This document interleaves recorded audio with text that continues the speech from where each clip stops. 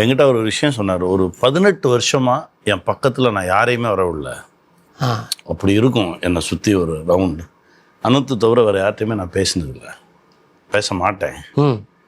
அந்த மாதிரி ஒரு வால் வச்சுருந்தேன். அந்த வால் தான் எல்லாத்தையுமே பார்த்தாலே பயம் வரும் என்னை பார்த்தா. அதுதான் அந்த ஃபுல் அண்ட் ஷர்ட் போட்டு டைரக்டர் வந்து நின்னார்னாலே அப்படி இருக்கும். டைரக்டரை பார்க்கும்போது அப்படியே டைரக்டர் சார் ஸ்டைல் தான் எல்லாமே. நம்ம okay super star Rajini sir பண்ணுவார். நிறைய விஷயங்கள் பார்த்தா டைரக்டர் நடக்கிறது, நிற்கிறது, சிகரெட் கையில் அப்படியே இவ்வளோ. அது ஒரு விஷயம் சொன்னார், சிகரெட் கொடுக்குறதுக்குன்னே ஒரு அசிஸ்டன்ட் இருப்பாடா எனக்கு அப்படிங்குவார்.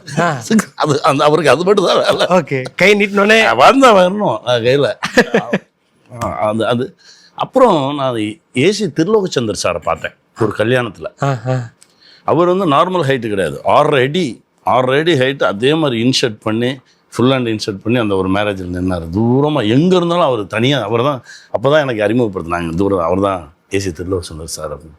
அப்படியே அது ஆக்சுவலாக அவர் படங்கள் பண்ணலை. அப்போ ஒரு 65-70 வயசாக இருக்கும்போதும் அந்த ஆறாக இருந்தது. யாருமே கிட்ட போகல, தூரமாக நிற்கிறாங்க, பார்க்குறாங்க.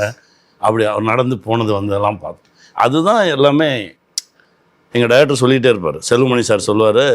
என்ன சொல்லுவார்னா, ஐயா அந்த அந்த அந்த ஒரு நம்மளை சுற்றி அந்த ஒரு டஃப் இருந்துக்கிட்டே இருக்கணும் அப்படிமா. அது இருந்துச்சு.